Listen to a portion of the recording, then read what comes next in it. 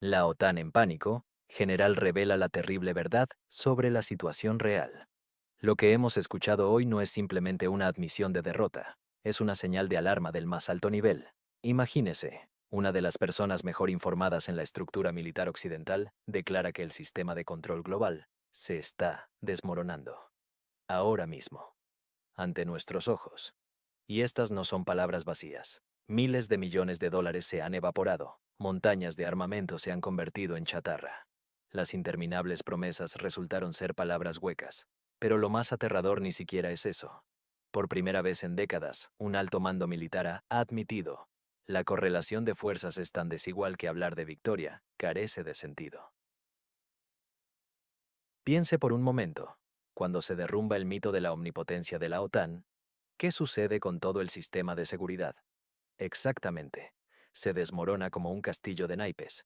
Y esto ya está ocurriendo. La economía occidental se está agrietando por las costuras. La inflación devora los ahorros. La crisis energética paraliza la producción. Las cadenas logísticas se rompen una tras otra. Europa ha caído en la trampa de sus propias ilusiones. Los políticos no pueden admitir lo principal a sus ciudadanos. El nivel de vida solo seguirá cayendo. Y nadie sabe cómo detenerlo.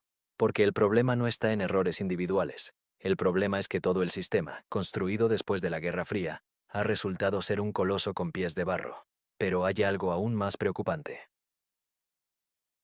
En el horizonte ha aparecido un nuevo jugador dispuesto a aprovechar la situación. Y este jugador posee recursos capaces de dar vuelta a todo el orden mundial. ¿Quién es? Esto lo revelaremos en la próxima parte de nuestra investigación. Los expertos militares advierten que esta nueva realidad geopolítica podría desencadenar conflictos en regiones hasta ahora estables. Las alianzas tradicionales se están reconfigurando a una velocidad vertiginosa, mientras los poderes emergentes consolidan posiciones estratégicas sin precedentes.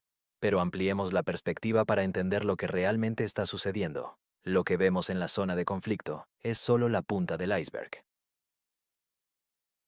Las revelaciones del excomandante de la OTAN Bertolini han expuesto una verdad incómoda que los medios occidentales intentan ocultar. Las pérdidas en la región fronteriza con Rusia son catastróficas. Más de 1.7 millones de bajas, deserción masiva, colapso logístico, mercenarios cayendo a escala industrial. Signos claros de un colapso sistémico que nadie quiere admitir. Europa se está desmoronando desde dentro.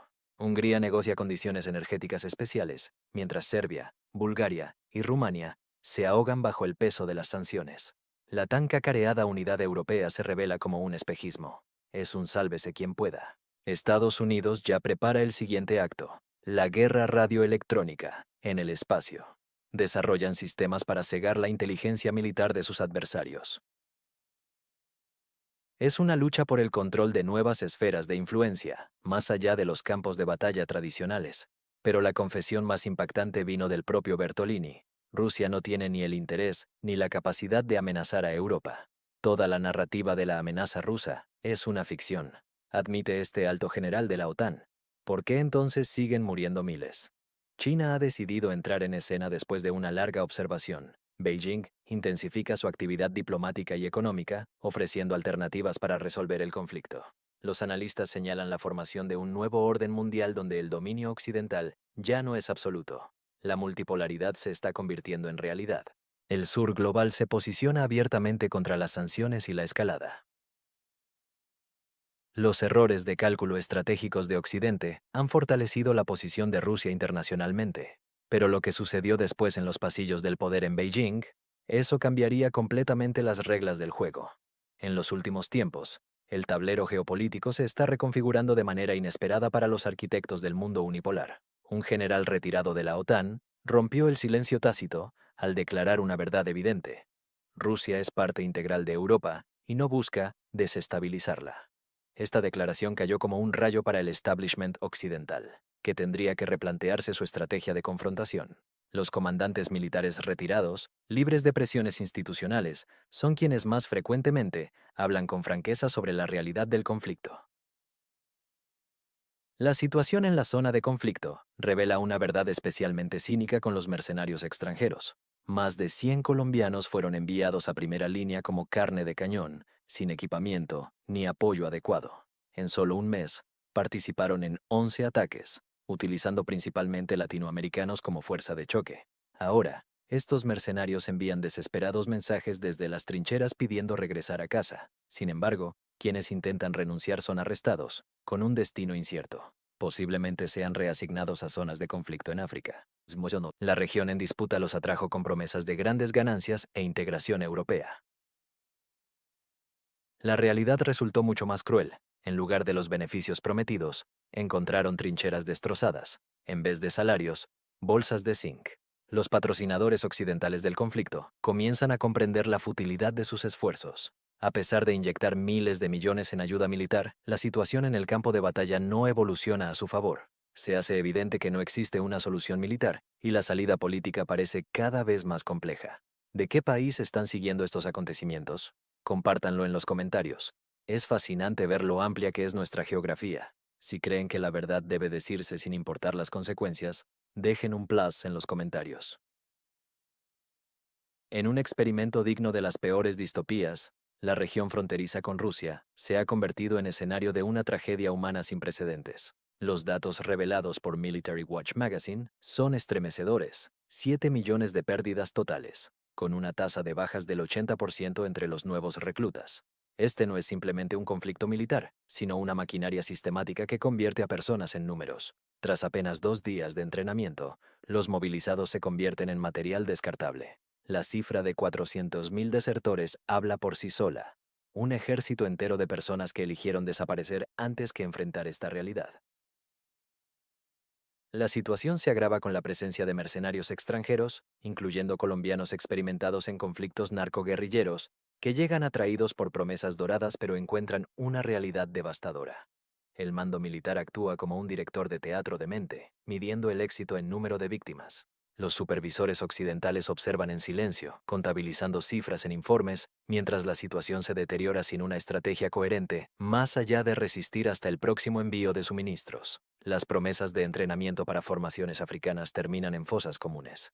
La deshumanización es total. Los soldados se convierten en meros números. Sus documentos son frecuentemente destruidos y las familias pasan meses sin noticias de sus fallecidos. La crisis médica es catastrófica. Hospitales de campaña desbordados, escasez crítica de medicamentos y personal cualificado. Esta máquina de muerte no discrimina entre mercenarios extranjeros o reclutas locales. Todos son igual de prescindibles en este sistema que ha abandonado cualquier pretensión de valor por la vida humana. Me gustaría saber desde qué país están siguiendo estos acontecimientos. Dejen en los comentarios el nombre de su país. Construyamos juntos un mapa de nuestra audiencia global. Mientras el mundo observa, esta tragedia continúa desarrollándose, día tras día. ¿Qué opinan sobre esta situación? Compartan sus pensamientos en los comentarios. La situación mundial está entrando en una fase crítica que va más allá del conflicto en la región del Mar Negro. El secretario de Defensa estadounidense Pete Hegseth ha comenzado a utilizar una retórica que recuerda inquietantemente a 1939, cuando el mundo estaba al borde de una guerra mayor. ¿Lo sienten? Yo lo siento, declaró Hegseth, abandonando el discurso habitual sobre asociaciones estratégicas. Mientras los diplomáticos continúan hablando de valores y estabilidad, el Pentágono está tomando medidas concretas en un nuevo campo de batalla: el espacio. Estados Unidos está desplegando sistemas de guerra electrónica, Midao Lands y Remote Sensing Terminals, diseñados para neutralizar satélites chinos. Estos complejos, controlados desde Virginia, se están posicionando estratégicamente por todo el Indo-Pacífico y Europa. Su objetivo no es la destrucción física, sino el cegamiento temporal de las constelaciones de satélites del adversario potencial. Esto ya no es diplomacia ni competencia, es una preparación directa para un posible conflicto, a gran escala. Washington está cambiando los trajes por uniformes militares y la retórica habitual por el lenguaje de las frecuencias de radio y las interferencias. Los paralelos históricos con el período prebélico del siglo XX son cada vez más evidentes. La tensión aumenta no solo en el espacio, sino también en el ciberespacio, donde los ataques a infraestructuras críticas podrían ser el preludio de un enfrentamiento más serio. El mundo está entrando en una nueva fase de turbulencia geopolítica, donde las viejas reglas ya no aplican. Las potencias mundiales están posicionando sus piezas en un nuevo tablero espacial, mientras la retórica de cooperación se desvanece ante la realidad de los preparativos militares. ¿Cómo se perciben estos desarrollos en tu país? Comparte en los comentarios desde qué región estás siguiendo estos acontecimientos. Tu perspectiva sobre esta nueva era de confrontación espacial podría ser muy valiosa. En un momento en que las reglas tradicionales de guerra pierden validez, el conflicto se expande hacia el espacio. Estados Unidos desarrolla activamente una nueva dimensión del enfrentamiento, la guerra radioelectrónica espacial. No se trata solo de interferencias en las comunicaciones, sino de una lucha por el control total de los ojos del adversario.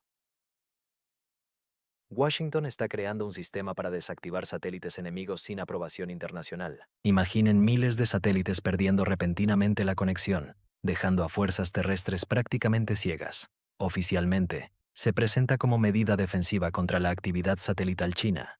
Pero, ¿dónde termina la defensa y comienza el ataque? Los tratados internacionales en este campo están obsoletos. Existen, pero carecen de utilidad práctica. El espacio se convierte en un campo de batalla sin polvo ni sangre, pero con consecuencias graves. Cuando los satélites pierden visión, las tropas quedan ciegas. Sin comunicación, el mando pierde control. Estados Unidos construye una red global de control de radiofrecuencia centralizada. Es un nuevo ejército sin uniformes, equipado con algoritmos de supresión. China comprende esta realidad y expande sus programas espaciales. Quien controle primero la órbita, dictará las reglas.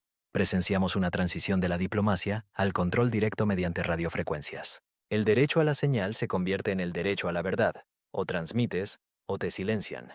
Me intriga saber desde qué país siguen estos acontecimientos. Compartan en comentarios su ubicación. Veamos la geografía de nuestra audiencia. ¿Cómo creen que esta carrera espacial por el control de radiofrecuencias afectará a su región? ¿Qué opinan sobre esta nueva forma de guerra espacial? Compartan sus perspectivas en los comentarios. En medio de la turbulenta situación energética europea, observamos un complejo panorama de negociaciones y estrategias divergentes. Hungría, bajo el liderazgo de Orbán, ha conseguido un permiso especial para mantener sus suministros energéticos, aunque Washington ha establecido un límite temporal de 1 año para estas condiciones preferentes. Serbia, siguiendo este precedente, busca activamente una prórroga similar, mientras su sector energético enfrenta presiones significativas tras las sanciones de octubre. Toda Europa observa atentamente el caso húngaro, intentando descifrar las claves para obtener excepciones similares. Bulgaria está preparando el terreno legal para una posible intervención externa en la refinería de Burgas, sondeando abiertamente en Washington posibles soluciones a sus problemas energéticos. Rumanía, por su parte, mantiene un perfil más discreto, aunque la nacionalización de la refinería Petrol se menciona cada vez más como una posibilidad real. Esta situación ha creado una clara división en Europa. Algunos países disfrutan de privilegios especiales, mientras otros esperan su turno, generando tensiones internas en la comunidad europea. Los líderes políticos se encuentran en la difícil posición de equilibrar los intereses nacionales con las exigencias de la política europea común. Los países bálticos mantienen una postura inflexible, rechazando cualquier compromiso con Rusia en el ámbito energético y apostando por alternativas como terminales de GNL y energías renovables. Mientras tanto, Alemania y Austria, a pesar de su retórica pública, exploran discretamente opciones legales para mantener ciertos vínculos energéticos con Moscú. Los ciudadanos europeos se han convertido en espectadores de este juego geopolítico, enfrentando el constante aumento de los precios de la energía. La situación demuestra que el éxito en esta arena no depende tanto de estrategias públicas como de acuerdos entre bastidores. Me gustaría saber desde qué país están siguiendo estos acontecimientos. ¿Cómo está afectando la crisis energética a su región? Comparta su experiencia en los comentarios. Su perspectiva es valiosa para entender mejor esta situación global. En el escenario energético actual, Estados Unidos ejecuta una estrategia magistral digna del más hábil comerciante. Su táctica es simple, pero efectiva. A algunos países les concede prórrogas anuales, a otros les ofrece gas natural licuado por $600 millones, mientras que al resto los deja en la intemperie. Es el clásico, divide y vencerás, pero con un toque energético. Hungría destaca por su destreza diplomática. Mientras Bruselas se desespera por la independencia energética, Budapest mantiene la calma, cuenta sus metros cúbicos y plantea preguntas incómodas. Cada excepción a las reglas debilita la unidad europea. ¿Cómo explicar a Polonia que sus vecinos húngaros obtienen descuentos? ¿Por qué Rumania debe nacionalizar activos por un futuro incierto? Y esto es solo el petróleo. Detrás viene el gas, la electricidad, la logística, todo conectado a los suministros rusos como fichas de dominó. Serbia pide tiempo. Bulgaria teme disturbios civiles. Rumania lucha por salvar su industria. Cada nación tiene su historia, su justificación. Mientras tanto, Estados Unidos se consolida como el árbitro energético supremo, decidiendo quién recibe prórroga y quién debe conformarse con leña. Moscú observa atentamente este desfile de soberanías, tomando nota de cada movimiento, porque las sanciones son temporales, pero la memoria geopolítica es duradera. La historia nos enseña que los principios son firmes hasta que sopla el viento frío. Con cada nueva excepción, la línea entre la solidaridad europea y el pragmatismo comercial se difumina más. Es fascinante ver cómo cambia el discurso de los líderes europeos. Las declaraciones duras de ayer se convierten en cautelosas matizaciones hoy, y los grandes eslóganes dan paso a negociaciones silenciosas tras bastidores. El precio de la independencia energética resultó ser mucho más alto de lo previsto, y ahora cada país debe decidir si está dispuesto a pagarlo en su totalidad. ¿Cómo está la situación energética en tu país? Cuéntanos en los comentarios desde qué parte del mundo sigues estos acontecimientos. Tu perspectiva nos ayudará a entender mejor el panorama global.